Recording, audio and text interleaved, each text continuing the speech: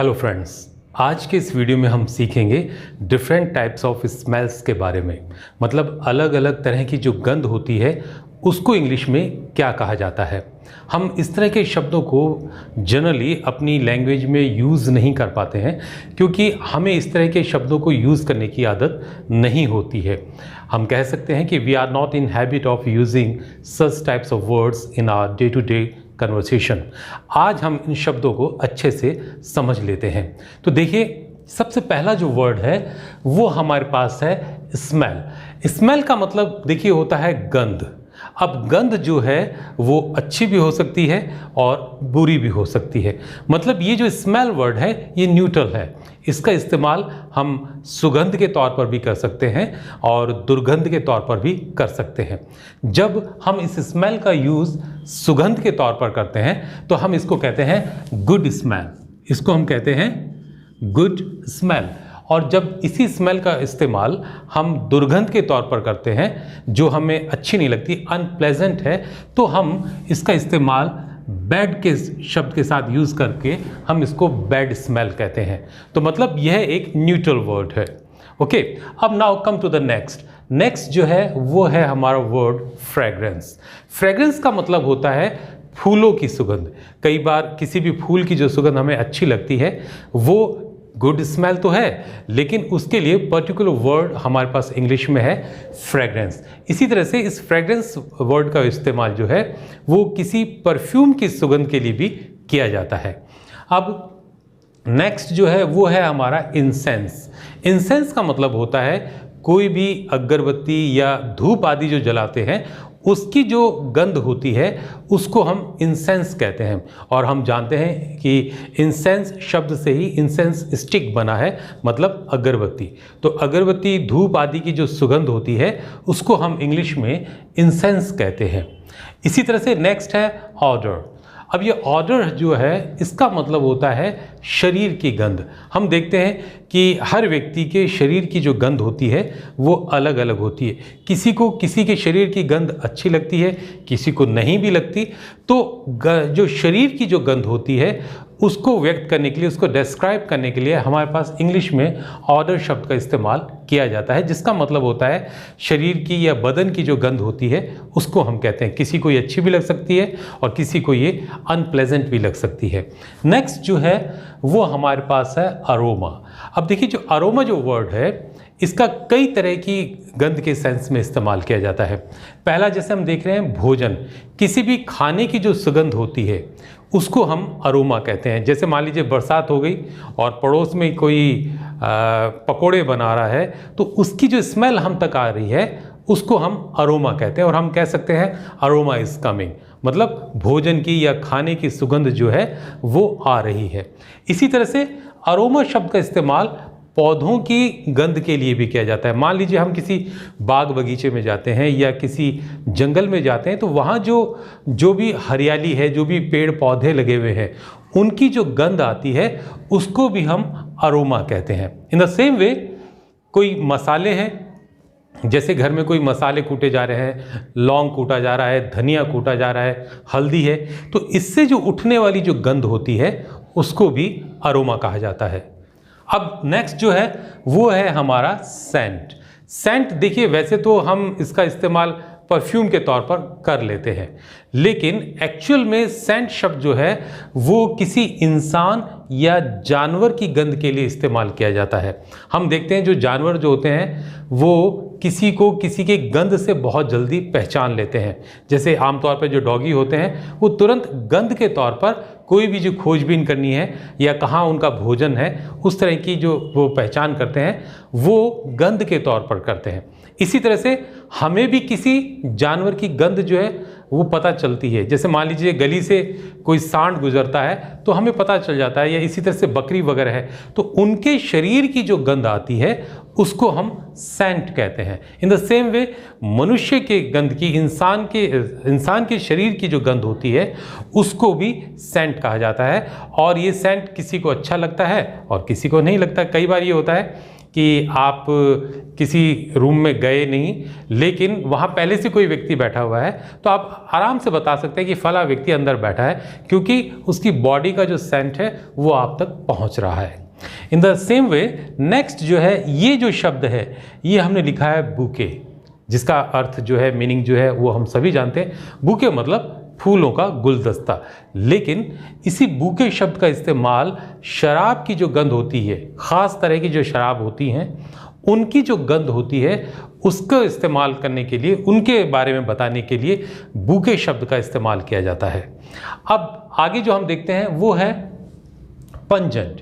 Pungent का मतलब होता है कोई भी बहुत तेज और तीखी जो गंध होती है उसको हम पंजेंट कहते हैं। मतलब सॉलिड एंड बिटर जो स्मेल होती है उसको हम पंजेंट कहते हैं। जैसे घरों में हम बाथरूम में जो अपने एसिड है उसको यूज़ करते हैं, तो जब हम कभी एसिड की बॉटल खोलते हैं तो उसकी जो गंध है वो बहुत तेज हमारे नाक में जाती है। तो इस तरह की जो गंध होती है उसको हम पंजेंट कहते हैं। मतलब बहुत ही तेज कोई तीखी जो गंध आती है उसको हम पंजेंट कहते हैं। जैसे मान लीजिए हम कह सकते हैं कि sulphuric acid has a pungent smell. Okay, अब अपन आगे बढ़ते हैं। विफ। विफ का मतलब होता है झोंका। एक तो झोंका होता है हवा का। अब हवा का कोई झोंका आ रहा है, उसके अंदर कोई गंध नहीं है, वो सीधा आपकी नाक में आया है और आपने उस झोंके को महसूस किया है। लेकिन कई बार इस विफ का मतलब दुर्गंध का जो झोंका आता है उसके लिए भी कहते हैं। एग्जाम्पल के लिए, जैसे अगर किसी इंसान ने प्याज या लहसुन खाया है तो वो जब बातचीत करता है तो उस वक्त उसके सांस की जो गंध हम तक आती है उसको हम विफ कहते हैं। जैसे एग्जाम्पल के तौर पे हम कह सकते हैं विफ ऑफ अनियंस या विफ ऑफ गार्लिक्स। तो इस तरह कोई चीज़ खाता है और उसकी जो गंध हम तक आती है उसको हम विफ कहते हैं। किसी को हम कह सकते हैं कीप अवे, है ना, कि दूर रहो, है ना।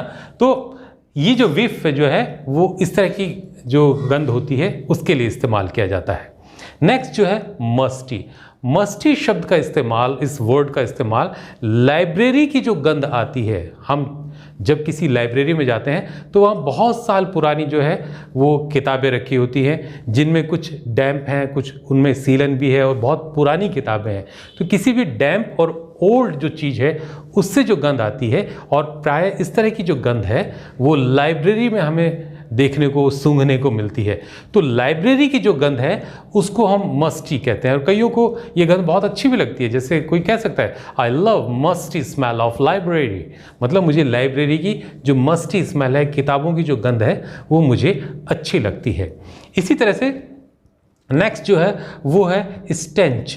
स्टेंच का मतलब ये होता है कोई बहुत ही तेज जो बदबू होती है, बहुत ही तेज दुर्गंध जो होती है उसको हम स्टेंच कहते हैं। जैसे हम कह सकते हैं ओह व्हाट इज स्टेंच, कितनी तेज दुर्गंध है। इसी तरह से नेक्स्ट है हमारे पास स्टिंक। स्टिंक का मतलब भी दुर्गंध या बदबू से होता है। और एग्जाम्पल के तौर पर हम कह सकते हैं कि हर kitchen is stinking, her kitchen is stinking, मतलब उसकी किचन से दुर्गंध आ रही है। और ये जो स्टिंक वर्ड है ये नाउन के तौर पर भी इस्तेमाल होता है और वर्ब के तौर पर भी इसका इस्तेमाल किया जाता है। नाउन के तौर पर जैसे हम कह सकते हैं the stink is coming from the bathroom, मतलब बाथरूम से तेज दुर्गंध या तेज बदबू जो है वो आ रही है। नेक्स्ट इसी तरह से वर्ड है हमारे पास पर्ट्रेट। पर्ट्रेट का मतलब होता है सड़न की दुर्गंध या सड़न की बदबू। जब कोई चीज़ सड़ती है तो उससे जो बदबू उठती है, दुर्गंध उठती है, उसको हम पर्ट्रेट कहते हैं। जैसे मान लीजिए किसी खेत में गोबर रखा हुआ है और वो डिकम्पोज हो रहा है, मतलब ये स्मेल ऑफ डीके है किसी चीज़ के सड़ने से। तो गोबर जब सड़ता है तो उसकी जो गंध आई उसको हम पर्ट्रेट कहते हैं। इन द सेम वे मान लीजिए घर में दही 8-10 दिन पुराना हो गया, अब उसकी जो गंध आ रही है, उसकी जो दुर्गंध है उसको हम पर्ट्रेट कहते हैं। जैसे एग्जाम्पल के तौर पे हम कह सकते हैं we should not use putrid food, हमें पर्ट्रेट फूड जो है वो नहीं खाना चाहिए जिसमें से सड़न की दुर्गंध आती हो। In the same way next word है हमारे पास रीक। रीक शब्द का इस्तेमाल भी दुर्गंध के लिए किया जाता है और इसको हम एक अलग अंदाज में यूज़ करते हैं। जैसे आजकल हम देख रहे हैं कि बॉलीवुड में ऐसा कहा जाता है कि वहाँ भाई भतीजावाद है, मतलब बॉलीवुड में भाई भतीजावाद की बू आ रही है। तो हम इंग्लिश में कह सकते हैं Bollywood is reeking of nepotism.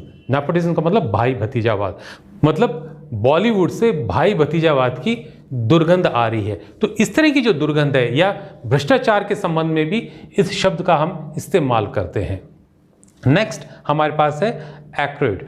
Acrid का मतलब होता है जलने की दुर्गंध। कोई भी चीज़ जब जलती है तो उसकी जो तेज स्मेल आ रही है और जो हमारी सांसों से अंदर जाती है और हमें उसका यूँ स्वाद सा आ रहा है कि फलानी चीज़ जो जल रही है, इस तरह की जो जलने की जो दुर्गंध या बदबू होती है उसको हम एक्रिड कहते हैं। जैसे मान लीजिए कहीं पर टायर जल रहा है तो उसकी जो दुर्गंध है, उसकी जो बदबू है, उसको हम एक्रिड कहते हैं। या कहीं पर पॉलीथीन या प्लास्टिक वगैरह जलाया जा रहा है, उसकी जो बदबू है उसको हम एक्रिड कहते हैं।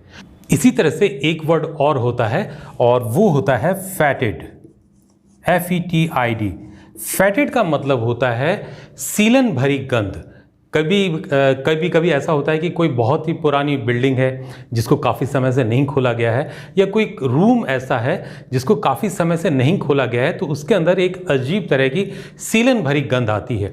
तो इस तरह की जो सीलन भरी जो दुर्गंध या गंध आती है उसको हम फैटेड कहते हैं। जैसे हम कह सकते हैं fetid smell is coming from that room, मतलब उस कमरे से सीलन भरी गंध आ रही है। मतलब फैटेड का हुआ कि लैक ऑफ फ्रेश एयर, मतलब ऐसी जगह है जहाँ फ्रेश एयर नहीं आती हो और सीलन भरी जो दुर्गंध आती है उसको हम फैटेड कहते हैं। तो ये तो शब्द हुए कुछ गंध से संबंधित, लेकिन कई बार ऐसा भी होता है कि हमें किसी चीज़ की न तो गंध आती है और न ही उसका स्वाद पता चलता है। ऐसी जो स्थिति होती है उसको हम कहते हैं एनोस्मिया। उसको हम कहते हैं एनोस्मिया, मतलब ऐसी एक स्टेज जिसमें किसी को न तो किसी गंध का पता चलता है और न ही किसी स्वाद का पता चलता है, तो उसको हम एनोस्मिया कहते हैं। मुझे उम्मीद है आज के इस वीडियो से ज़रूर आपने कुछ सीखा होगा। अगर आपको वीडियो अच्छा लगा है तो इसको लाइक करें, सब्सक्राइब करें और हो सके तो अपने फ्रेंड्स के साथ शेयर करें। मैं मिलता हूँ आपसे अगले वीडियो में, तब तक कीप लर्निंग।